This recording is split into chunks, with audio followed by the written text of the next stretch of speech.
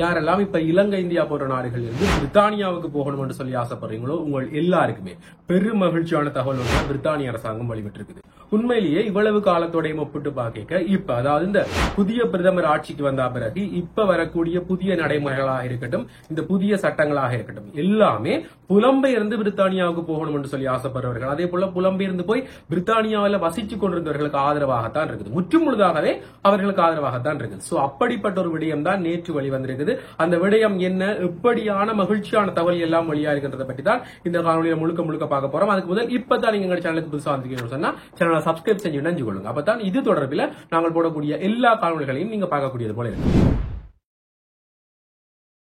என்ன விடயம் என்று சொன்னா, ரிஷி சுனக் கட்சி ஆட்சியில் இருக்கும்போது இந்த மாணவர் விசாவுக்கு எதிராக, குடும்ப விசாக்களுக்கு எதிராக, அதாவது ஸ்பான்சர் விசாக்களுக்கு எதிராக, ஒர்க் விசாக்களுக்கு எதிராக தன்னக்க புதிய கட்டுப்பாடுகளை கொண்டு வந்தார். உண்மையிலேயே ஒரு மாணவராக பிரித்தானியாவுக்குள்ள நுழையணும் என்று சொன்னாலே கணக்க கட்டுப்பாடுகள் எதிர்கொள்ள வேண்டியிருக்கிறது. அது ஆங்கில பரீட்சையாக இருக்கலாம், அவங்க நடக்க போற நடைமுறைகளாக இருக்கலாம், விசா ப்ரோசஸ்ல நாங்கள் சப்மிட் பண்ண வேண்டிய டாக்குமெண்ட்ஸா இருக்கலாம், அந்த விசா எங்களுக்கு அக்செப்ட் ஆகுறது என்று சொல்லி கணக்க விடயங்களை ரிஷி சுனக் புதுசா கொண்டு வந்தார். அதுல அவர் கணக்க தகவல்களை சொன்னவர், நாங்கள் எடுக்க போறவங்களுக்கு பிரித்தானியாவுக்குள்ள கணக்க மாணவர் நம்மளுக்கு தேவையில்லை என்று சொல்லி கணக்க கட்டுப்பாடுகளை கொண்டு வந்ததால இந்த பிரித்தானியாவுக்கு மாணவர்கள் போற வீதம் சரியா குறைஞ்சது. உண்மையிலேயே இந்த பிரித்தானியாவுக்கு படிக்க போகணும் என்று சொல்லி இருந்த மாணவர்கள் எல்லாமே வேறு நாடுகளை நோக்கி பயணிக்க வலிக்கின்றோம். சோ அதால பெரிய ஒரு வெற்றிடம் பிரித்தானியாவில் ஏற்பட்டது. அது மாணவர் விசாவில் மட்டும் இல்ல, வேலை விசாவில் கூட. இப்ப வந்திருக்கக்கூடிய புதிய பிரதமர், அதாவது தொழிலாளர் கட்சியினுடைய தலைவர், இந்த வேலை விசாக்களுக்கு ஆக்கள் காணாது என்று சொல்லி வெளியில இருந்து ஆக்களை ஹயர் பண்றதுக்கு ஓகே சொல்லி, அதாவது நான் இதுக்கு முன்னுக்கு ஒரு வீடியோ போட்டிருக்கேன், எப்படிப்பட்ட ஒரு 8 கம்பெனிகள் வந்து பிரித்தானியாவுக்கு வேலைக்கு ஆக்களை ஹயர் பண்ண போது எப்படியான ஸ்ட்ரீம்ஸ் எல்லாம் நடைமுறைப்படுத்த போகுது சொல்லி. சோ அதற்கு அந்த காணொலியை பார்க்காதாக்கள் பார்த்துக் கொள்ளுங்க. அதே போல கணக்கு புதிய திட்டங்களை நடைமுறைப்படுத்தி கொண்டு வர, உதாரணமாக சொல்லணும்னு சொன்னா இந்த 10 வருடங்கள்ல பிரித்தானியாவில் இருக்கக்கூடியவர்களை வச்சுக்கொண்டே அந்த வேலைகளை நாங்கள் செய்கிறது, எப்படி வெளியில இருந்து நாங்கள் வேலையாக்களை மிக இலகுவாக ஹயர் பண்ணி கொள்றது சொல்லி கணக்கு புதிய திட்டங்களை கொண்டு வந்தார். அதே போலதான் இந்த மாணவர் விசாவிலையும் இன்றைக்கு ஒரு புதிய திட்டத்தை கொண்டு வந்திருக்காரு. எப்படி என்று சொன்னா, இந்த மாணவர் விசாவில யாரெல்லாம் இப்ப போக காத்திருக்கீங்களோ இவ்வளவு காலம் உங்களோட விசாக்கள் தடைப்பட்டிருக்கலாம், நீங்க இன்டர்வியூல செலக்ட் ஆகாம இருக்கலாம் சொல்லி கணக்கு கட்டுப்பாடுகள் இருந்தது. ஆனா இண்டேல இருந்து, இந்த காணொலி நீங்கள் பார்க்கிற இந்த நிமிடத்தில இருந்து உங்களுக்கான கேட்ஸ் ஓபன் பண்ணப்பட போகுது. எப்படி என்று சொன்னா, இப்ப புதிதாக இந்த கல்வியுடைய மாகாண பொறுப்பாளராக வந்திருக்கக்கூடிய புதிய அமைச்சர் வந்து நேற்று ஒரு காணொலி வருகிறார். எப்படி என்று சொன்னா, நீங்கள் பிரித்தானியாவுக்கு யாரெல்லாம் படிக்க வாரீங்களோ தயவு செய்து பிரித்தானியாவுக்கு வாங்க.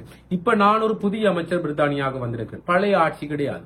சோ உங்களுக்கான கணக்க கதவுகளை நாங்கள் திறந்து வச்சிருக்கிறோம். நீங்க படிக்கலாம், படிச்சு முடிச்சா பிறகு வேலை செய்யலாம், உங்களோட குடும்ப உறுப்பினர்களை அழைச்சி வரலாம் என்று சொல்லி ஒரு பெரிய கதவு உண்ட இந்த புதிய அமைச்சர் ஓபன் பண்ணியிருக்காரு. ஏன் இப்படி ஒரு அறிவித்தல் விட்டிருக்காரு சொன்னா, பிரித்தானிய பல்கலைக்கழகங்கள்ல மாணவர்கள் இல்லை. இதுதான் இப்ப அங்க இருக்கக்கூடிய மிக முக்கியமான ஒரு நெருக்கடியாக இருக்குது. எப்படி என்று சொன்னா, அங்க இருக்கக்கூடிய பெரிய பெரிய கோர்ஸ்கள் கவர் பண்ணணும், பெரிய பெரிய பல்கலைக்கழகங்கள் இயங்கணும் என்று சொன்னா வெளிநாட்டு மாணவர்கள் தான் அவர்களுக்கு தேவை. அவர்களுடைய ஃபண்ட்ல தான் அந்த பல்கலைக்கழகங்கள் இயங்குது.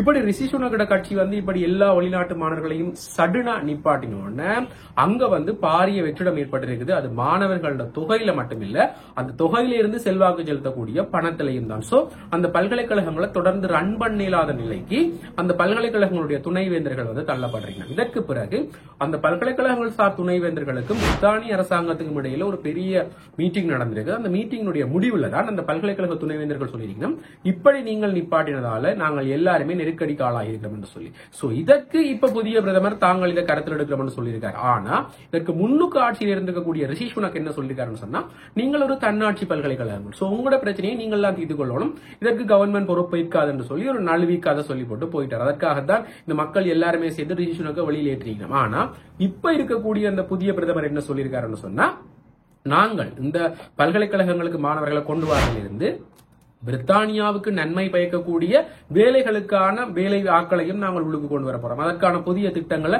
நாங்கள் நடைமுறைப்படுத்தியிருக்கிறோம் அப்படி என்று சொல்லி ஒரு மகிழ்ச்சியான அறிவிப்பை நேற்று வெளியிட்டிருக்கார். அவர் இந்த குறிப்பிட்ட காணொலியில எப்படியான தகவல்களை சொல்றாருன்னு சொன்னா, பிரித்தானியாவுக்கு வாருங்கள், நான் புதிய அமைச்சர், பழைய ஆட்கள் எல்லாம் போய்விட்டார்கள், தகுதி படைத்த மாணவர்கள் பிரித்தானிய பல்கலைக்கழகங்களில் படிக்க வந்தால் பிரித்தானியா உங்களை வரவேற்றுக் கொள்ளும். உங்கள் கல்வியை முடிக்க உங்களுக்கு வேண்டிய உதவிகளை செய்கிறோம். படித்து முடித்த பிறகும் உங்கள் கல்வி தகுதிகளுக்கு ஏற்ப 2 முதல் 3 ஆண்டுகள் நீங்கள் பிரித்தானியாவில் வேலை செய்யலாம்.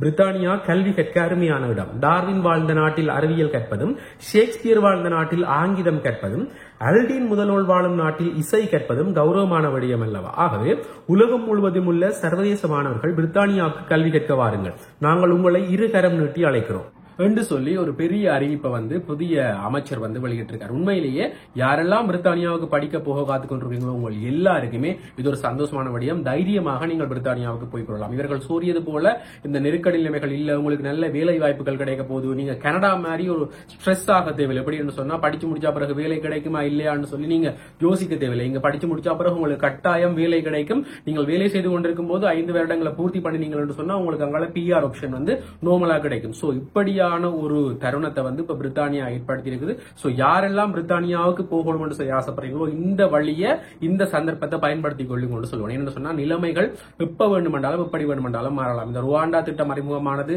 அதையும் புதிய பிரதமர் கேன்சல் பண்ணியிருக்காரு. சோ ஒரு 4-5 மாதங்களுக்கு முதல் பிரித்தானியாவுக்கு போகிறதுக்கு ஒரு வழி கிடைச்சும் இந்த ருவாண்டா பில் திட்டம் போன்ற திட்டங்களுக்கு பயந்து போகாம விட்டவர்களுக்கு இப்ப அது ஒரு பேட் லக்னு தான் சொல்லுவாங்க. ஏன்னா இப்ப அந்த ருவாண்டா திட்டம் இல்ல. அதே போல வேலைகளுக்காக ஹையர் பண்றது, அங்க இருக்கக்கூடிய சம்பள அளவு திட்டங்கள் சொல்லி இந்த புதிய பிரதமர் புலம்பெயர்ந்தவர்களுக்கு ஆதரவாகத்தான் நிற்கிறார் என்பதை நிரூபித்துக் கொண்டுதான் இருக்கார். சோ யாரெல்லாம் பிரித்தானியாவுக்கு போக காத்துக் கொண்டிருக்கீங்களோ தயவு செய்து உங்களோட பயணத்தை தொடங்குதான் சொல்லுவாங்க. அதே போல இப்ப இவர்கள் இந்த சட்டங்களை நடைமுறைக்கு கொண்டு வந்ததால பிரித்தானியாவில் ஒரு கலவரம் ஏற்பட்டது. உங்களுக்கு எல்லாருக்குமே தெரியும், ஒரு கொலை, அந்த கொலையோட தொடர்ந்து ஒரு பெரிய கலவரம், புலம்பெயர்ந்தவர்களை வெளியேற்றணும் என்று சொல்லி. ஆனா உண்மையிலேயே அந்த கலவரங்கள் திட்டமிடப்பட்டு திசை மாற்றிவிடப்பட்ட கலவரங்கள். அதாவது இந்த தொழிலாளர் கட்சிக்கு எதிராக இருக்கக்கூடிய கட்சிகள் எல்லாமே இப்படி புலம்பெயர்ந்தவர்களுக்கு இவர்கள் ஆதரிக்கிறதால பிரித்தானியா நாங்கள் ஒரு வீழ்ச்சி அடைய போறோம் என்று சொல்லி அவர்களுக்கு எதிராக திட்டமிடப்பட்டு செய்யப்பட்ட கலவரங்கள் என்றதால இப்ப அந்த கலவரங்கள்ல ஈடுபட்டிருக்கக்கூடிய நபர்கள் எல்லாமே 300 வருடம் மொத்தமாக அந்த அவர்களுடைய தண்டனை காலத்தை கூட்டினா 300 வருடம் சிறை தண்டனை அனுபவிக்க போறார்கள். சோ அப்படியான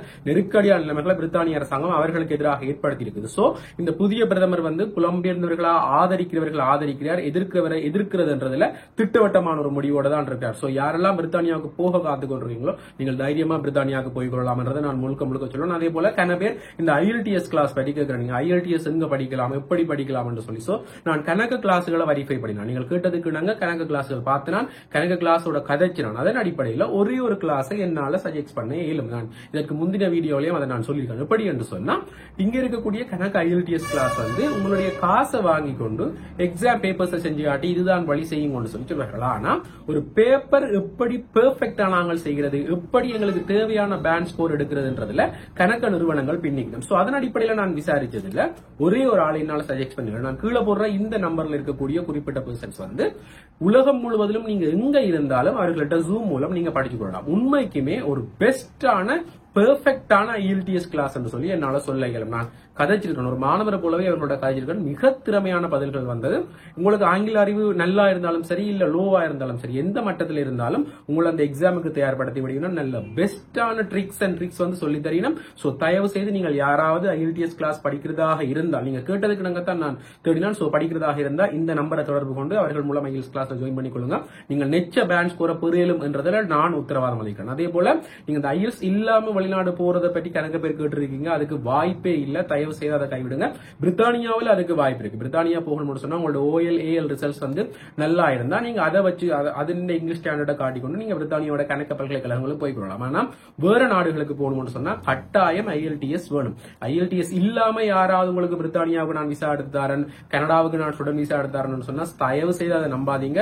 முடியவே முடியாது. விசா ரிஜெக்ட் ஆகிறதுக்கு தான் 100% சான்ஸ் இருக்குது. சோ IELTS எடுத்துக்கொள்ளுங்க. மிக சிம்பிளா எடுத்துக்கொள்ளலாம். அது ஒர்க் விசாவா இருந்தா 4.5 எடுக்கலாம், ஸ்டூடெண்ட் விசாவா இருந்தா 6.0 6.5 எடுத்துக்கொள்ளலாம். சோ இந்த நம்பர் தொடர்பு கொண்டு நீங்க யாராவது கிளாஸ் ஜாயின் பண்ற ஐடியா இருந்தா ஜாயின் பண்ணிக்கொள்ளுங்க. உங்களோட பேரை சொல்லி அறிமுகப்படுத்தீங்கன்னு சொன்னா அவர்கள் அதுக்கான விளக்கம் என்னன்னு சொல்லி சொல்வார்கள். சோ இதுல ஏதாவது சந்தேகங்கள் இருந்தா தயவு செய்து கமெண்ட்ல கேளுங்க. இதே போல மேலும் ஒரு முக்கியமான தகவலோட அடுத்த காணொளியில் சந்திக்கிறேன். நன்றி.